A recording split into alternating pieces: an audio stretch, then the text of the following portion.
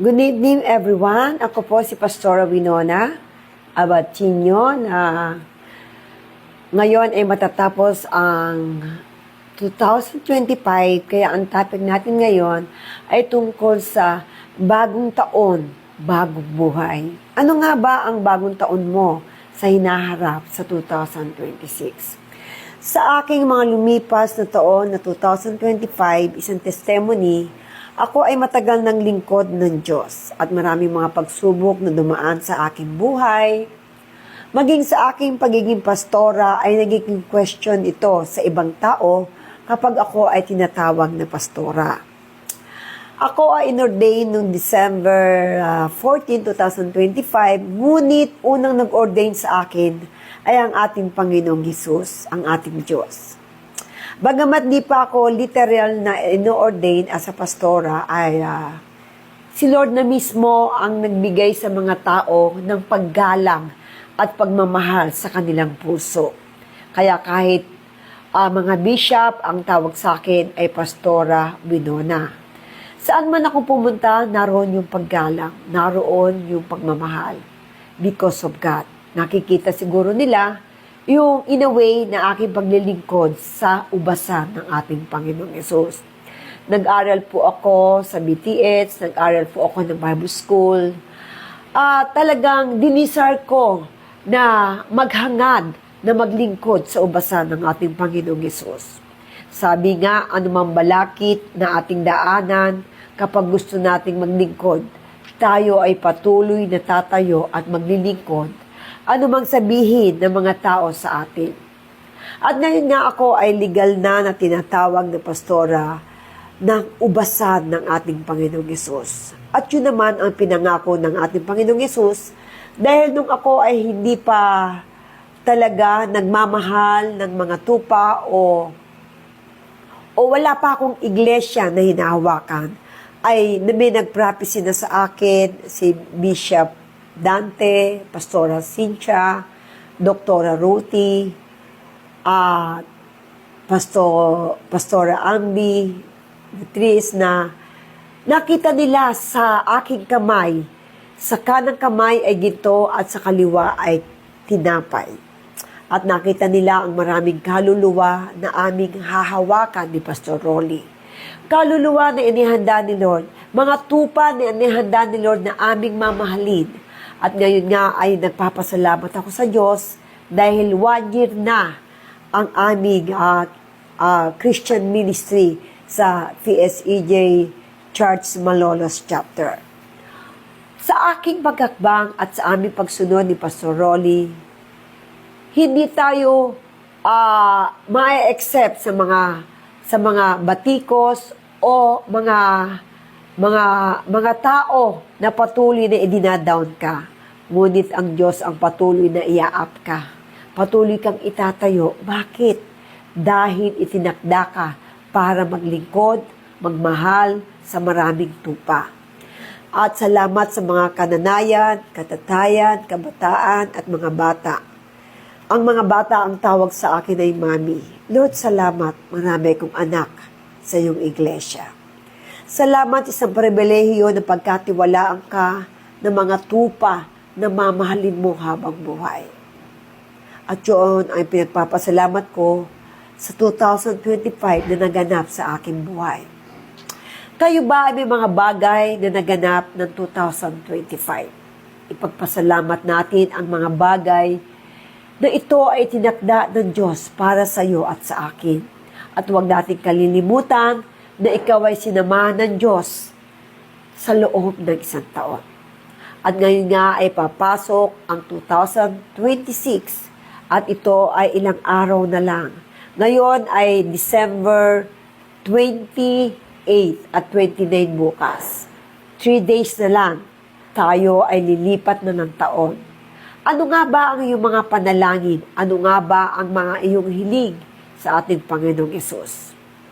Kung kayo ay may mga kahilingan at panalangin, huwag niyo ikahiyang isulat yan sa isang papel. At sumulat kayo sa ating Panginoong Hesus. Handa niya itong pakinggan at basahin. Ganun kadakila ang Diyos kung paano ang mga ama natin, ang ating mga magulang ay Ganun na lamang kung mag-provide sa kanyang mga anak. Ganun na lamang ang pagmamahal na inilalaan niya sa iyo at sa akin. Mapalad ang may mga magulang na may ina pa at may tatay. Kami ay matagal nang walang magulang. Ngunit dahil wala kaming magulang at patuloy na ang Diyos ang siyang naging sandigan namin. Ang Diyos ang kinapitan namin dahil ang Diyos ang nanglikha sa atin. Siya yung pundasyon kung bakit kami naging matatag magkakapatid. Kung paano kami tumayo. Mahirap talagang mabuhay ng walang magulang. At talaga namang darating ang panahon ng paghihiwalay. Darating ang panahon ng ating pag-uwi. Kaya ngayon 2026 na lilipat. Ano nga ba ang iyong mga kahilingan? Ano nga ba ang nais mo sa buhay? Ang lahat ng bagay ay mayroong katanungan. Ngunit ang lahat ng bagay ay may katugunan at kasagutan ang ating Panginoong Yesus. Ikaw at ako ay kailangan manampalataya. Ikaw at ako ay kailangan manalig na mayroong Diyos na nagmamahal sa iyo. At yun nga ay ang ating Panginoong Yesus. Kung gaano kanya minahal, ibinigay niya ang buhay niya sa iyo. Napako siya sa krus upang ikaw at ako ay tubusin sa kasalanan. Marami tayong bagay na tinatanong at marami tayong mga katanungan na patuloy nating tinatanong magpahanggang ngayon. Ano nga ba ang kinabukasan mo sa 2026?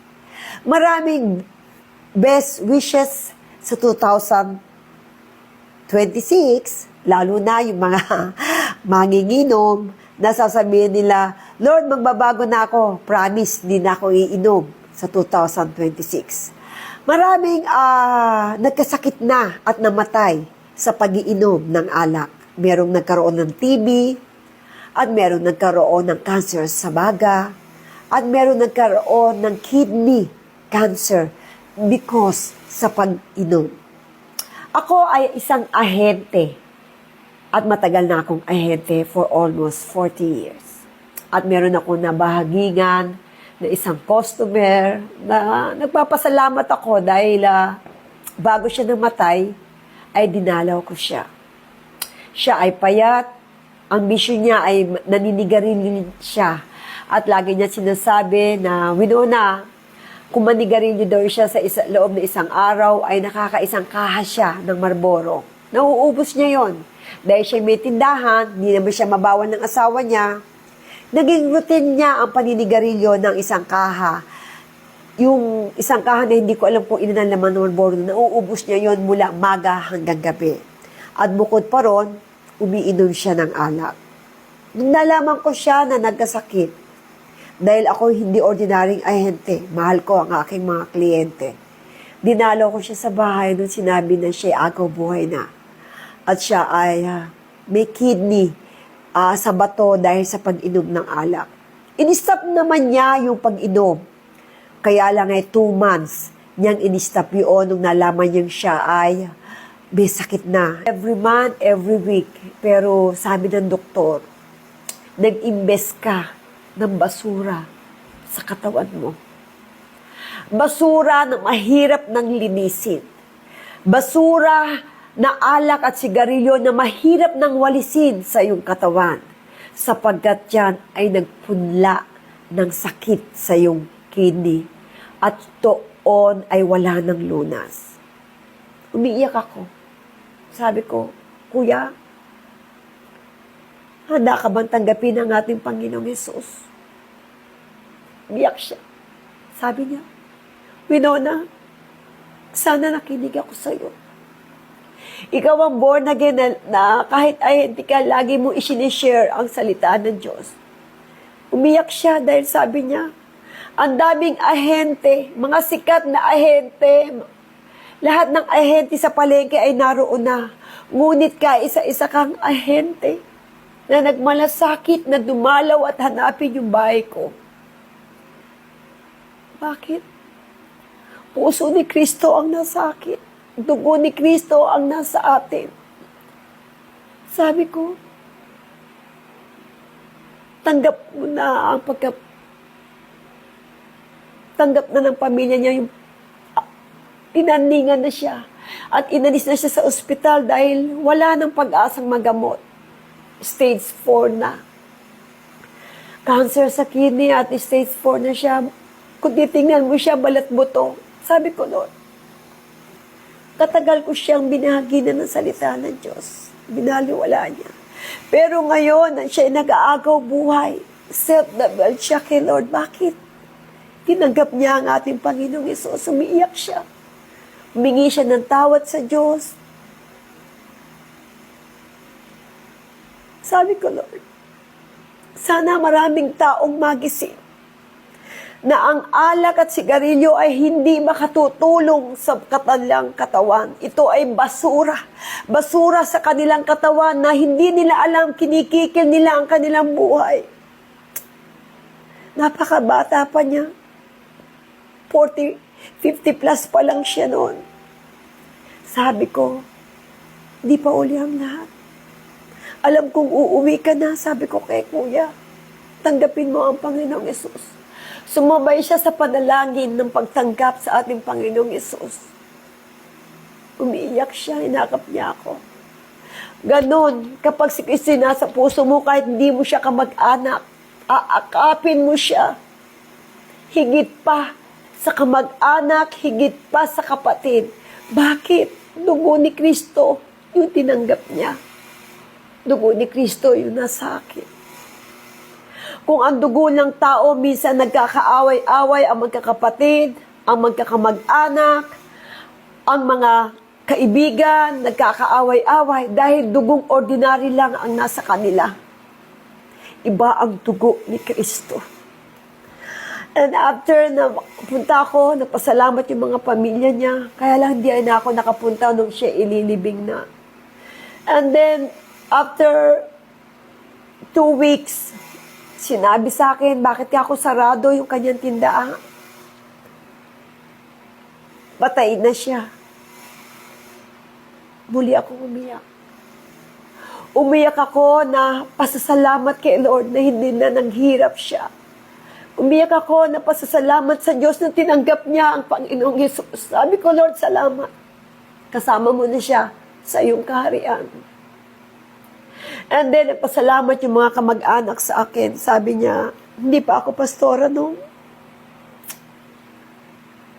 batang-bata pa ako noon. Sabagay, bata pa naman ako ngayon. Bata pa ako noon talaga. Ano pa lang ako noon, mga 40. 57 na kasi ako ngayon eh. Kasi ayun, after na ganon, nung namatay daw si Kuya ay maliwalas ang mukha. Parang natutulog lang daw. Sabi niya, salamat, pinag-pray mo siya. Iniyak niya lahat ng kasalanan niya sa Diyos. Alam mo ba, lalo ako naiyak nung nagpe-pray kami, sabi niya, Winona, gusto ko pang umaba ang buhay ko. Kaya lang wala na. Nagsisisi siya. Kung iisap naman daw niya yung sigarilyo at alak, kaya lang 2 months na raw yun, malubha na yung sakit niya. Sana huwag masaktan yung mga sugapa sa alak at sigarilyo. Alam niyo yan. Hindi kalakasang katawan ang pinaggagawa niyo na yan. Yan ay basura sa iyong katawan. Kung paano ang gusto ni Kristo, siya ang pumasok sa katawan nyo, siya yung pumasok sa puso nyo. Ngunit basura ang pinapapasok nyo sa inyong katawan. Huwag kayong magagalit sa akin. Dahil marami na akong dinalaw na namatay dahil sa alak at sigarilyo. Marami nang nagsisisi, ngunit huli na ang lahat. Kaya, kung gusto nyong mabago, baguhin nyo ang buhay nyo ngayon pa lang. Hanggat malakas kayo, baguhin nyo na. Look into Jesus, the finisher in our faith. Believe in God. At gaganda ang buhay nyo.